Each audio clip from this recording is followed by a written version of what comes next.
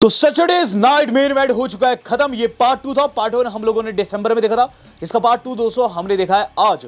तो इसके अंदर दोस्तों बहुत बड़े बड़े मैचेस हुए हैं, लेकिन गाइस जो सबसे अहम मैच था वो था जेकब फाटू एंड ब्रॉन स्ट्रोमैन का। शुरुआत की बात की जाए, शुरुआत हम लोगों ने देखी थी दोस्तों टेड डिबियासी की एंट्री के द्वारा। बैक स्टेज टेड डिबियासी की एंट्री होती है अपनी कार में, जिन्हें काफी अच्छा ओवेशन मिलता है, जिसके पायरो फूटते हैं। और कमेंट्री टेबल पर, शुरुआती कमेंट्री टेबल पर हमें जो एंड जेसी वेंचुरा साथ देखने को मिलते हैं। जेसी वेंचुरा की भी यहाँ वापसी हुई है। लास्ट टाइम दोस्तों हमने उन्हें Saturday night main event part 1 में देखा था।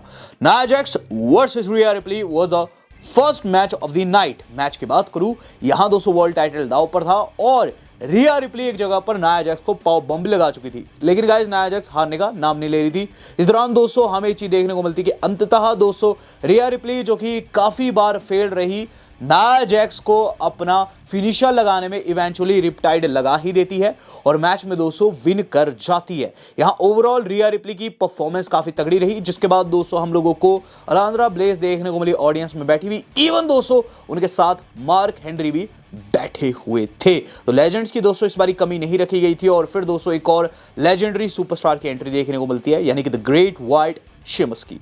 Sheamus versus Bron Breakker was a good match, लेकिन इसके अंदर जिस तरीके से शेमस को बरी किया गया है मुझे अच्छा नहीं लगा। मैच की बात करूं, मैच के अंदर दोस्तों सबसे पहले थिंग तो ये कि शेमस की रिब जो थी वो ब्रेकर इंजर्ड कर चुके थे पूरी तरीके से। वहां दोस्तों ब्रेकन स्टाइनर जो रहता है वो काफी बुरी तरीके से लग चुका था शेमस को, और शेमस के सामने दोस्तों अब एक ही मौका था कि वो ब्रोक किक लगाए और मैच को जीते। इवेंचुअली वो ब्रोक किक लगाने में कामयाब भी रहते हैं, लेकिन गाइस ब्रॉन ब्रेकर की वहां दोस्तों इंटेलिजेंस काम आई। उन्होंने एक पैर दोस्तों रोप के ऊपर रख दिया और मैच कंटिन्यू रहता है। इसके बाद दोस्तों में क्या चीज देखने को मिलती कि इवेंचुअली दोस्तों जो शेमस है वो दूसरी ब्रोक किक के लिए जाते हैं, लेकिन उन्हें लग जाता है एक स्पीयर जो कि रोप से आते हुए ब्रॉन ब्रेकर का रहता है। और आप जानते हैं ब्रॉन ब्रेकर वैसे ही काफी तेज दौड़ते हैं, और जब रोप से आएंगे स्पीयर दोस्तों 2x हो जाएगा खतरनाक। तो यहां दोस्तों उनकी पिनफॉल हो गई। ब्रॉन ब्रेकर इसमें रिटेन कर गए और मुझे इसलिए बुरा लगा शेमस के लिए, मुझे नहीं लगता कि अब शेमस को ब्रॉन ब्रेकर को फिर से चैलेंज करने का मौका मिलेगा। अब गाइस जो अगला सेगमेंट था वो नाइट की हाईलाइट रील था और काफी लेंथी था। ये था दोस्तों हार्ट ब्रेक किड, यानी कि शॉन माइकल्स का, जो कि गाइस आ चुके हैं रिंग में और उन्हें काफी तगड़ा ओवेशन मिलता है, क्योंकि सैन एंटोनियो दोस्तों उनकी होम सिटी है। शॉन माइकल्स दोस्तों ये चीज कहते हैं कि वो पानी पानी हो चुके हैं पसीने में, क्योंकि वो अपनी सिटी यानी कि सैन एंटोनियो में है, जिस पर दोस्तों एक बड़ा पॉप सुनने को मिलता है। शॉन माइकल्स कहते हैं कि उन्हें यहां बुलाया गया है क्योंकि निक कैल्डिस अपनी जॉब ढंग से नहीं कर पाया। यहाँ में 90s का जो कॉकी शॉन था उसकी हल्की से वाइब देखने को मिलती है। शॉन माइकल्स कहते हैं उनके हाथ में कॉन्ट्रैक्ट है और अब वो चैलेंजर को बुलाने जा रहे हैं, जिस पर एक तगड़ी बू हम लोगों को सुनने को मिलती है। केविन ओवंस को दोस्तों यहाँ तगड़ी बू लगी है। तो गाइज केविन ओवंस आते हैं। केविन ओवंस की दोस्तों इस बारी टी शर्ट और भी ज़्यादा यूनिक थी। लास्ट टाइम उन्होंने जो टी शर्ट पहनी थी उसकी काफ़ी चर्चा हुई, इस बारी दोस्तों फिर से चर्चा होगी, क्योंकि उस पर लिखा था कोडी सक्स एग, यानी कि कोडी अंडे चाटता है। तो इसके बाद दोस्तों हमें कोडी की एंट्री देखने को मिल गई और कोडी की एंट्री गजब की थी। वहाँ कोडी रोड्स ने लैडर के ऊपर चढ़कर दोस्तों ये चीज़ दिखाई कि उन्हें हाइट से डर नहीं लगता और पायरो फूटते हैं, बहुत अच्छा लगता है। कोडी केविन ओवंस रिंग में, बीच में शॉन माइकल्स, ये दोस्तों काफ़ी सुंदर साइट थी। लेकिन गाइस ये सुंदर साइट तब्दील हो गई एक ब्रॉल में। हुआ क्या कि गाइस सबसे पहले तो शॉन कहते हैं कि अब आप दोनों रिंग में आ चुके हो और मंथ से आप लड़ते हुए नजर आ रहे हो, मंथ से आपको देखते हुए हमें टाइम हो गया और काफ़ी एंटरटेनमेंट आपकी राइवलरी ने दिया। अब इस राइवलरी को ख़त्म करते हैं और ल्यूकस ऑयल स्टेडियम में आप दोनों का मैच होने वाला है। उसके लिए कॉन्ट्रैक्ट मेरे हाथ में ले रखा, तो फटाफट साइन कर दीजिए।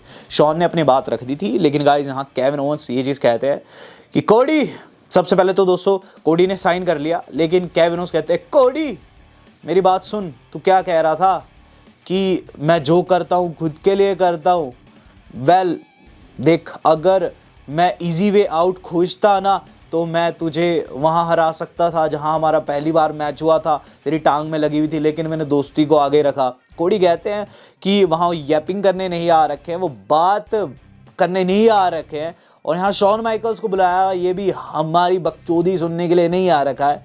तो फटाफट कॉन्ट्रैक्ट को साइन कर, क्योंकि मेरे लिए इंपॉर्टेंट ये नहीं है कि मैं तुझे फेस कर रहा हूँ, मेरे लिए इंपॉर्टेंट ये है जानना कि कि मैं रेसलमेनिया में किसे फेस करूंगा। तो यहाँ उन्होंने एक तरीके से चीज़ साफ कर दी थी कि केविन ओवेंस की तो चटनी बना ही देंगे, उन्हें बस फोकस ये करना है कि रेसलमेनिया में कौन उन्हें फेस करेगा। यहाँ दोस्तों में क्या चीज़ देखने को मिलती है कि फिर दोस्तों जो ओवेंस है और ज़्यादा भड़क जाते हैं। ओवेंस कहते हैं कि एक्चुअल में वो चैंपियन है और राइटफुली उन्हें वो अधिकार मिलने चाहिए जो डिजर्व करते हैं। कोडी तुम्हें पोस्टर बॉय बना रखा है, तुम्हें ट्रक्स पर छपवा रखा है, तुम्हें पायरोज मिल चुके हैं, लेकिन ये सब चीज़ें मेरी हो जाएगी जब रॉयल रंबल में मैं जीतूंगा और दोनों चैंपियनशिप ऊपर से निकाल दूंगा।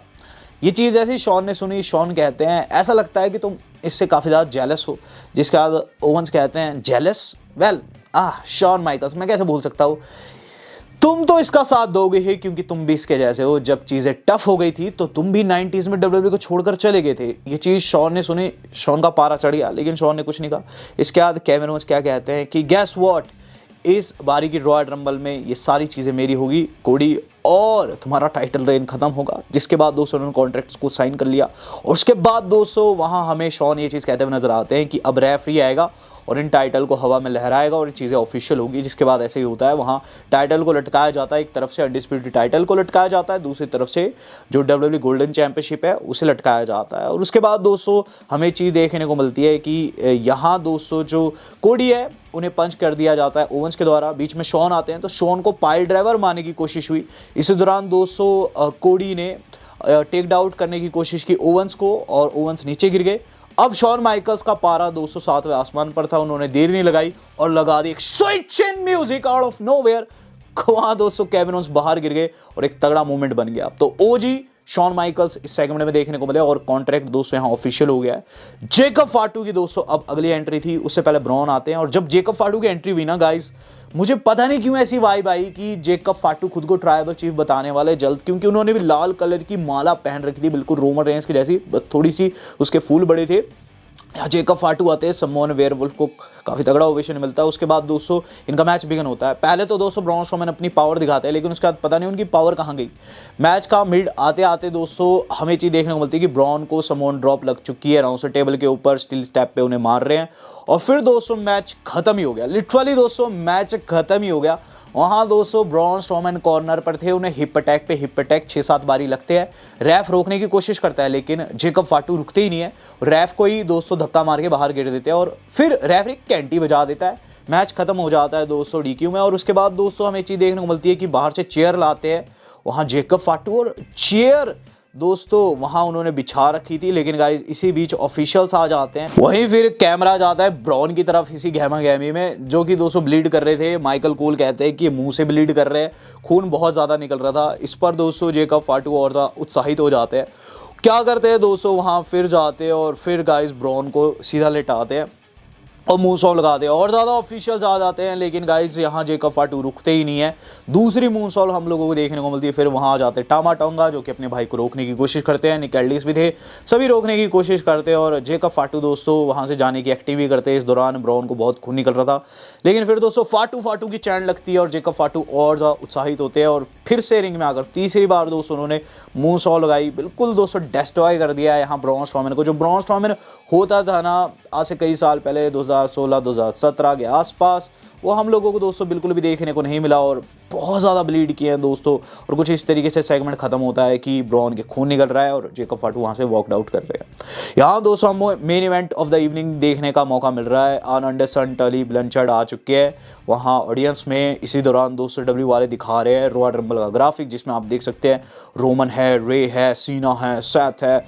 सेमी भी अब बहुत तगड़े तगड़े सुपरस्टार है और एक और स्टार दोस्तों इसके अंदर ऐड हो सकता है। तो गाइस जेकब जो हमारी ट्रिपल एच है, माफ़ कीजिएगा, कॉल लगा दे आइशो स्पीड को और ये चीज़ कह देगी और उन्हें रॉयल रंबल में करते इनवाइट। आइशो स्पीड कहते क्या मुझे सीना से भी देखने का मौका मिलेगा? तो ट्रिपल एच कहते हैं if you can see him, तुम वहाँ उसे मिल सकते हो। तो यहाँ दोस्तों आइशो स्पीड भी आने वाला है रॉयल रंबल में। अब गाइस जे उसो गंथर हो चुका है बिगन, वर्ल्ड टाइटल दाव पर था। गाइस मैच की बात करूं, मैच स्ट्रेट अप फायर था। इसके अंदर दोस्तों जे उसो का लग रहा था मुझे कि चैंपियन बनेंगे, कुछ होना हो जे उसो चैंपियन बने। स्पीयर उन्होंने लगा दिया था गाइस, काफ़ी तगड़े वाला, बिल्कुल रोमन रेंज से लेकर जब से वो स्पीयर लगा रहे काफ़ी अच्छा लगा रहे वो दोस्तों। इसके बाद स्प्लैश भी लगाते हैं लेकिन वो किकड आउट हो जाती है और मैं समझ गया अब दोस्तों जे के जीतने के चांसेस शून्य है। वहाँ दोस्तों एड में क्या चीज़ देखने को मिलती है कि गाइस जो गंथर है वो एक कॉम्बो में पावर बम लगाते हैं जे को और बेचारे जे उससे दोस्तों उस पर किकड आउट हुआ ही नहीं। 1 2 एंड 3 यहाँ दोस्तों गंथर ने अपना वर्ल्ड टाइटल डिफेंड कर दिया। तो यहाँ दोस्तों मुझे लगता है कि अब जे गंथर को बिल्कुल भी चैलेंज नहीं कर सकते वर्ल्ड टाइटल के लिए और अब जे के सामने सिर्फ और सिर्फ एक दिशा रह गई है, एक ही मौका रह गया है, एक ही जगह रह गई है जहां दोस्तों वो चीज़ें बढ़िया कर सकते हैं। वो है इस साल की रॉयल रंबल जो कि 1 फेब को होने वाली है। ओवरऑल दोस्तों सैटरडेज नाइट मेन इवेंट उतना खास नहीं था और खासकर जेकब फाटू एंड ब्रॉन स्ट्रोमन के मैच का रिजल्ट खास नहीं था। इसका एक क्लीन एंडिंग आता तो पता चलता कि इन दोनों में से एक्चुअल में कौन ज़्यादा पावरफुल है। ट्रिपल एच ने ब्रॉन की साख बचाने के लिए दोस्तों जेकब को काफ़ी स्ट्रॉन्ग दिखा दिया, मैं तो यही चीज़ कहूँगा। ओवरऑल दोस्तों सैटरडे नाइट मेन इवेंट एक एवरेज शो था लेकिन इसके अंदर दोस्तों ब्लड वापस आया जो कि गाइस एक प्लस पॉइंट है। ओवरऑल दोस्तों मुझे तो ठीक ठीक लगा है, आपको कैसा लगा है? मैं से दोस्तों 10 में से दूंगा 7.5 स्टार, आपके नहीं देंगे, मैं देखना चाहूँगा। वीडियो आज कितनी थी, आज तक इतना ही, धन्यवाद, शब्बा खैर।